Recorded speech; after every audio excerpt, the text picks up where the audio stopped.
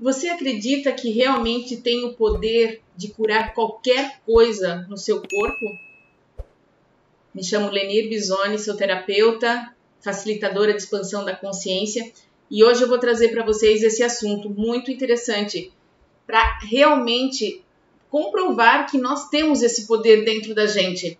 Hoje eu vou trazer o livro Você é o Placebo, do Joe Dispenza. Eu já li esse livro 2 vezes, eu acho ele fantástico. Os exemplos que ele traz, que são inúmeros, mas o dele é o mais relevante realmente.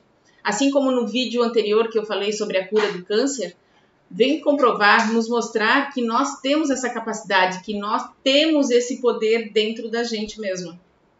Ele está aqui no Kindle, eu vou ler para vocês. Em 1986, recebi o chamado. Em um belo dia de abril no sul da Califórnia, tive o privilégio de ser atropelado por uma caminhonete em um triatlon. Esse momento mudou minha vida e me iniciou em toda essa jornada. Eu tinha 23 anos na época, com uma prática de quiropraxia relativamente nova na Califórnia, e havia treinado duro para aquele triatlo durante meses. Eu tinha terminado o segmento de natação e estava na parte do ciclismo da disputa quando aconteceu. Eu estava chegando a uma curva complicada, onde eu sabia que nos misturaríamos com o tráfego. Um policial de costas para os carros que se aproximavam acenou para eu virar à direita e seguir o trajeto. Como eu estava em pleno esforço e focado, não tirei os olhos dele. Quando passei por 2 ciclistas naquela curva, um Bronco vermelho com tração nas 4 rodas, deslocando-se a cerca de 90 km por hora, bateu em minha bicicleta por trás. A seguir, me vi captado no ar. Então, aterrissei com o traseiro em cheio na pista. Por causa da velocidade do veículo e dos reflexos lentos da mulher de idade que dirigia o Bronco, continuou a vir em minha direção e logo eu estava colado no para-choque.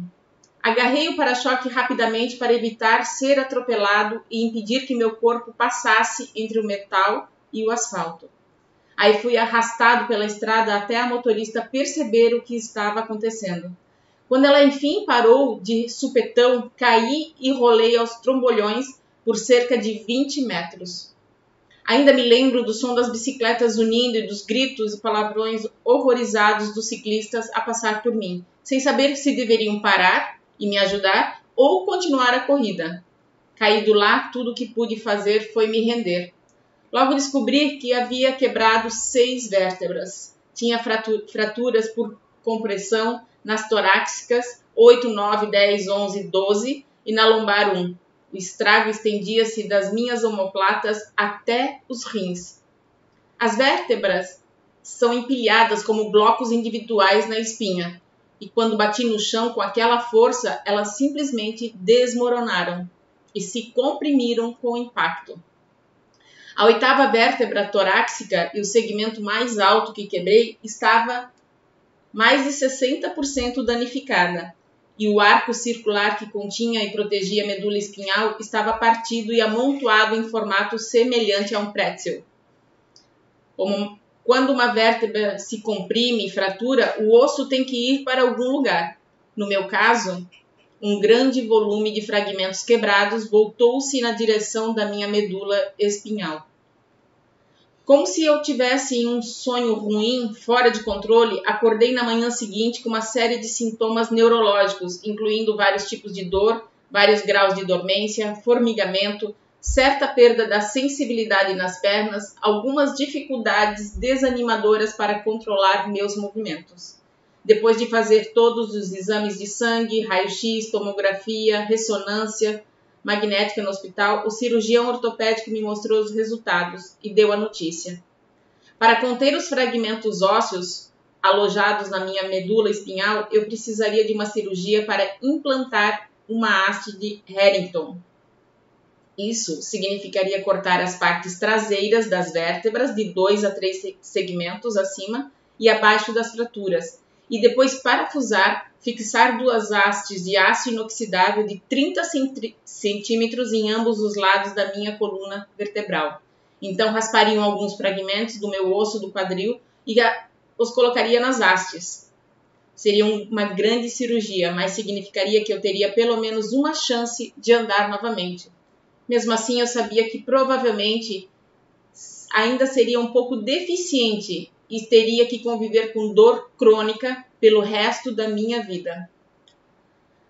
Mas, se eu não quisesse fazer a cirurgia, a paralisia parecia certa. O melhor neurologista da região de Palm Springs, que concordou com a opinião do primeiro cirurgião, disse que não conhecia nenhum outro paciente dos Estados Unidos em minha condição que tivesse se recusado a fazer a cirurgia.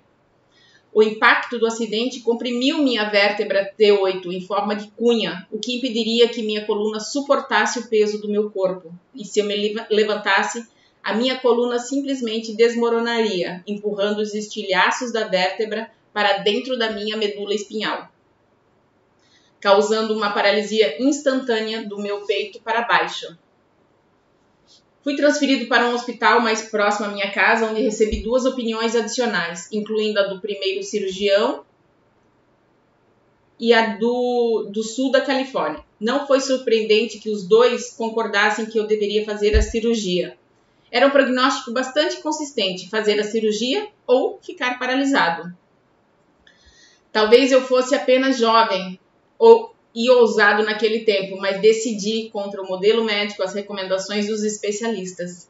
Acredito que haja uma inteligência, uma consciência invisível dentro de cada um de nós que concede a vida. Olha que interessante, por que ele se recusou a fazer a cirurgia, né? Ele já acreditava. Ele não sabia direito o que ele estava fazendo, mas ele já acreditava que tinha uma consciência muito mais poderosa. Ela cria quase 100 trilhões de células especializadas, começando com apenas 2. Mantém nosso coração pulsando centenas de milhares de vezes por dia e consegue organizar centenas de milhares de reações químicas em cada célula, a cada segundo, entre muitas funções assombrosas. Na época, raciocinei que se essa inteligência era real e demonstrava essas capacidades assombrosas de modo intencional, atento e amoroso, talvez eu pudesse retirar minha atenção do mundo exterior e começar a me voltar para dentro e me conectar com ela, desenvolvendo um relacionamento. Embora intelectualmente eu entendesse que o corpo muitas vezes tem a capacidade de se curar, agora eu teria que aplicar cada fragmento desta filosofia. Que eu tinha um conhecimento para levar essa compreensão um passo adiante, a fim de criar uma verdadeira experiência de cura. E como eu não iria a lugar nenhum e não estava fazendo nada além de ficar deitado de bruços, decidi 2 coisas. Primeiro, todos os dias eu colocaria toda a minha atenção consciente nessa inteligência dentro de mim e forneceria um plano, um modelo, uma visão com ordens muito específicas e entregaria minha cura a essa mente. Segundo, não deixaria nenhum pensamento sobre o que eu não queria experimentar infiltrar-se na minha consciência.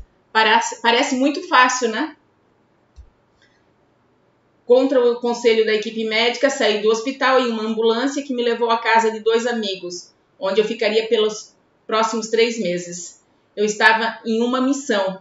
Decidi que começaria a reconstruir a minha espinha dia a dia, vértebra por vértebra. E mostraria a essa consciência, se ela estivesse prestando atenção em meus esforços, o que eu queria. Eu sabia que isso exigiria minha presença absoluta, isto é, ficar presente no momento, não pensar no passado, nem me arrepender, não me preocupar com o futuro, obcecado com as condições da minha vida externa e nem focar na dor ou nos meus sintomas. Então, durante 2 horas, 2 vezes por dia, comecei a criar uma imagem do resultado pretendido, uma coluna totalmente curada. Claro que fiquei ciente do quanto eu estava inconsciente e desfocado. Foi muito irônico. Na época percebi que quando ocorrem crises ou traumas, gastamos muito tempo da nossa atenção e energia pensando sobre o que não queremos em vez de pensar sobre o que queremos. Naquelas primeiras semanas, manifestei essa tendência como algo que parecia ocorrer todo o tempo.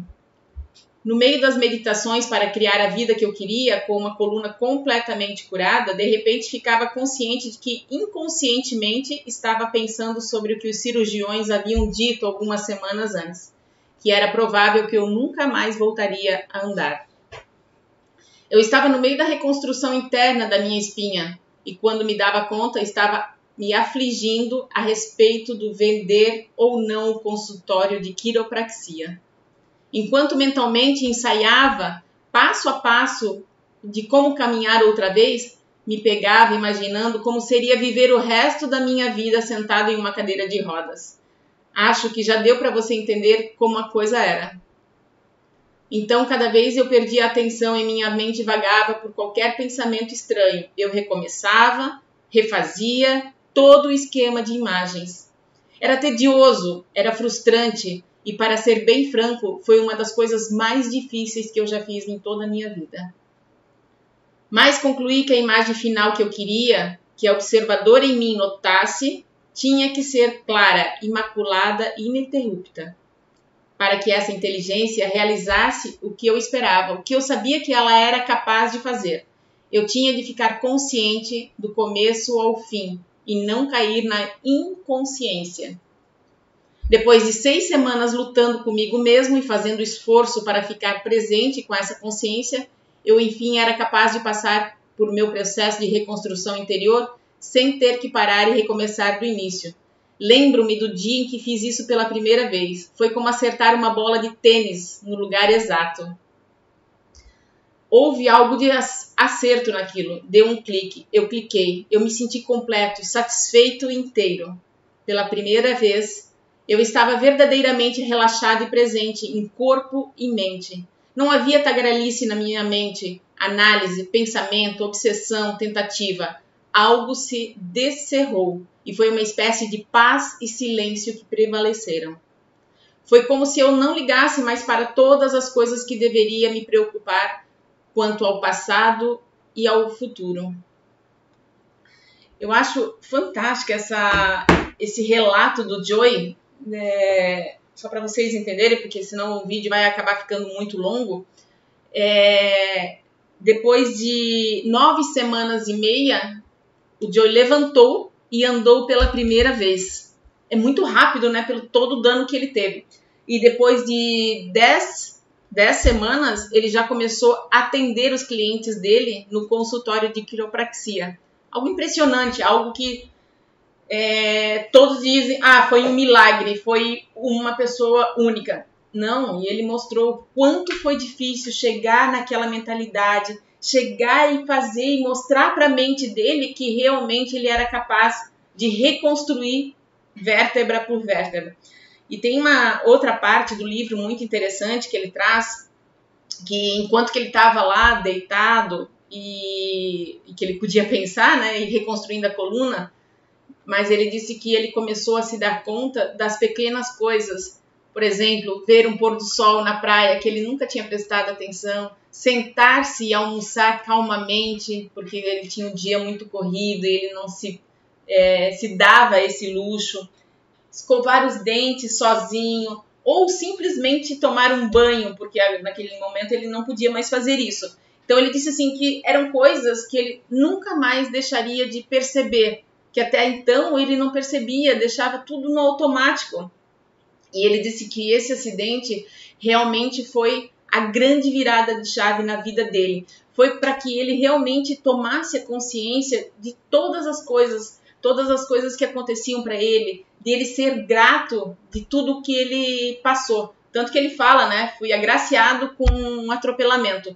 Mas todos os ensinamentos que ele teve, ele não levou para o lado de dor, coitado, por que Deus fez isso comigo, por que essas coisas acontecem? Não, ele simplesmente focou naquilo que ele queria resolver, ele queria reconstruir a coluna vertebral dele, e ele reconstruiu, tanto que em 10 semanas ele já estava atendendo aos pacientes dele, sem nenhuma cirurgia, sem nenhuma haste de inox dentro do corpo dele, sem absolutamente nada, a não ser, ele teve pessoas, ele comenta no livro, que foram dia a dia fazer imposição de mãos E ele fez as mentalizações dele todos os dias e não colocando dúvida nisso. E ele disse que, claro que no começo foi difícil, mas é possível. Eu trago esses relatos justamente para mostrar que é possível, que a nossa mente é uma mente muito poderosa, mas só que o que a gente faz, como ele comentou, a gente coloca naquilo que a gente não quer. Aí pensa uma vez, eu quero a minha saúde, eu quero de volta o meu corpo saudável, mas é uma única vez. Aí a partir daí você diz assim, não, mas eu acho que eu não tenho capacidade, não, eu acho que eu não vou conseguir, não, isso é impossível, isso é para alguns privilegiados, como se Deus fizesse a distinção de alguns. Mas é possível sim. É claro que às vezes você precisa da ajuda. Eu também preciso. E eu já busquei ajuda, por exemplo, para a cura da minha coluna, para a cura do meu joelho, que eu curei agora com o Theta Healing. Então, assim, a gente tem que buscar, mesmo que a gente tenha todo o conhecimento, às vezes tem que buscar para que expanda a consciência, perceba, e essa pessoa faça a gente perceber que somos realmente seres divinos, que somos seres que conseguimos fazer essa transformação em nós mesmos. Então, é importante para a gente saber desses relatos justamente para isso, né? Quando você tem alguma doença grave ou está com alguma dor crônica por anos sofrendo e acha que não tem a possibilidade, sim, existe a possibilidade. Agora você precisa tirar o teu foco, a tua energia daquela dor, daquele sofrimento e sair do papel de vítima e dizer assim, chega, não sou vítima de nenhuma circunstância, de nenhuma situação, não sou vítima de nenhuma pessoa. Porque ele podia ficar lá deitado dizendo, vou processar essa mulher, vou fazer isso, vou fazer aquilo e não focar naquilo que ele queria. Ou seja, trabalhar os sentimentos de ódio, raiva, ressentimento, vitimização. Não era isso que ele queria. Ele queria a cura. Então, se você quer a cura, trabalhe para cura. Faça terapia, busque bons profissionais, sejam médicos, terapeutas, psicólogos. Busque ajuda para você realmente abrir a tua consciência, saber que existe a possibilidade. Interessante que, como eu estudo muito o Theta Healing e todas as doenças, elas são crenças arraigadas no nosso inconsciente que vêm trazer nossa proteção e muitas vezes criam as doenças. Então o Theta Healing também, ele vai buscar aonde que tá essas crenças, aonde que começou essa questão e daí você está manifestando no teu corpo físico hoje uma doença, mas tudo tem uma causa. Uma crença que você colocou lá dentro, que você acreditou ser verdade e que muitas vezes você nem lembra. Porque lembre-se, as doenças são criadas inconscientemente. Conscientemente ninguém quer sentir dor, ninguém quer ficar doente, ninguém quer sentir nada, só quer leveza e alegria. Porém, o que a gente alimenta são outros sentimentos, são sentimentos de baixa frequência, são sentimentos de limitação, são sentimentos que nos fazem parar, nos paralisa, o medo, a angústia, o desespero, tudo vibrações que nos fazem parar. Então eu queria trazer mais uma vez um relato de possibilidades. Nós temos muitas possibilidades, inúmeras, de a gente conseguir aquilo que a gente deseja. Estou trazendo da saúde, mas seja em qualquer área, seja na área financeira, na área amorosa, relacionamentos com pessoas, com família, em qualquer área. Foque naquilo que você deseja. Coloque a sua energia naquilo que você deseja, não naquilo que você não quer. Se faz sentido esse vídeo, se você acha que mais pessoas gostariam de ouvir, mande para essas pessoas. Curte aqui, compartilhe, comente aqui o que você achou. Se você acredita que você tem a capacidade de se curar e busque profissionais. Eu digo, terapia, ela não é algo que é supérfluo. Ela se faz necessária. A nossa mente está muito poluída. Ela se faz realmente necessária. Então, se você gostou desse conteúdo, me segue aqui no YouTube, que eu trago, todas as semanas eu trago um vídeo novo. Obrigada, fiquem com Deus, um beijo, até o próximo.